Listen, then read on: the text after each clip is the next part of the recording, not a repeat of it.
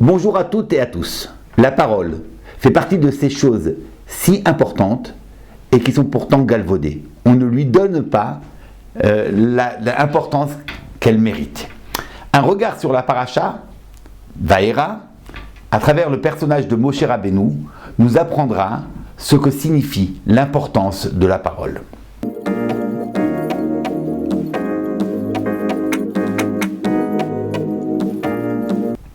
Dans cette paracha, Moshe refuse la mission dont Akadosh Baruch Hu l'a mandaté, c'est-à-dire d'aller auprès de Paro, parce qu'il prétend qu'il ne peut pas parler, il est Harel Sfatagim, Kvad Pe ou Kvad Lachon, c'est-à-dire qu'il bégaye. Ce qui est véritablement étonnant. On reconnaît à Moshe toutes les qualités, aussi bien intellectuelles, morales que physiques. Il était fort, il était beau, il était intelligent.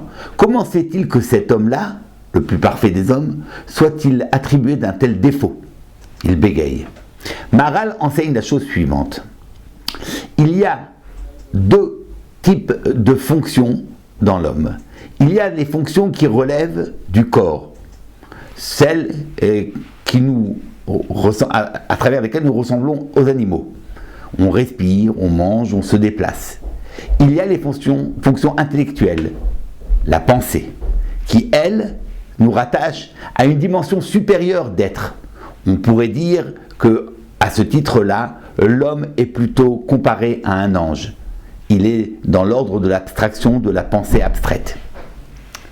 Voilà donc deux fonctions qui cohabitent en l'homme.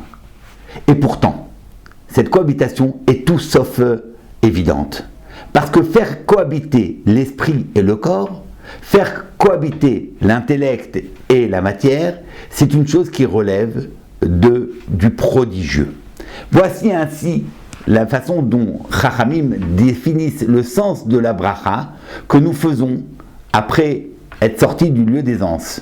Baruch ata Hashem, Rofé kol basar, umafli lasot. Merci à Kadosh Baruch Hu, tu es source de bénédiction, toi qui guéris la chair, qui guéris les corps, ou mafli la saute, et qui agit avec prodige, de façon prodigieuse. En quoi y a-t-il prodige? Où se love le prodige de la création? Le Rama dans le Shulchan Aruch explique, c'est parce que il associe la neshama et le gouf, l'âme et le corps, l'intellect et la matière. Cette association-là, elle se révèle dans la parole. Parce que la parole fait agir deux fonctions. Aussi bien l'intellection, la pensée, parce qu'on ne peut parler que si on a quelque chose à dire. Parce que parler, c'est nécessairement exprimer une pensée. Mais parler, c'est pas de l'ordre de la pensée abstraite, de la pensée intérieure. Parler, c'est aussi articuler des sons. Inscrire cette parole dans l'ordre de la matière. Lui donner une consistance. Et voilà pourquoi, dans cette parole-là, il y a le prodige de l'homme. L'homme n'est pas un être de pensée. L'homme est un être de parole. L'homme n'est pas un être qui a simplement capacité à percevoir de grandes choses, à percevoir les secrets du monde. L'homme est quelqu'un qui est capable de prendre ces secrets et de les inscrire dans le corps même du monde, dans la matière de son corps. Et c'est en cela que la parole est prodigieuse et témoin du prodige de l'homme. Or, en ce point précis, Moshe Rabbeinu fait exception. Parce que Moshe Rabbeinu n'est pas un homme comme tous les autres, il est un homme qui, chez lui, il y avait un déséquilibre entre cette puissance de la Neshama et cette présence du corps. Du fait précisément de la grandeur de Moshe Rabbeinu était plus esprit que corps. Et c'est pour ça que sa parole n'était pas audible, que sa parole était difficile, non pas par défaut, mais justement par hauteur et par grandeur de Moshe. Va-t-il rester tout le temps ainsi? Non. Ce même Moshe, qui a difficulté à parler, pourtant va dire « Ele hadevarim asher diber Moshe ». Et Moshe va raconter tout un livre entier de la Torah. Ce sont les paroles qu'il va exprimer. Comment se fait-il? Où est passé son défaut?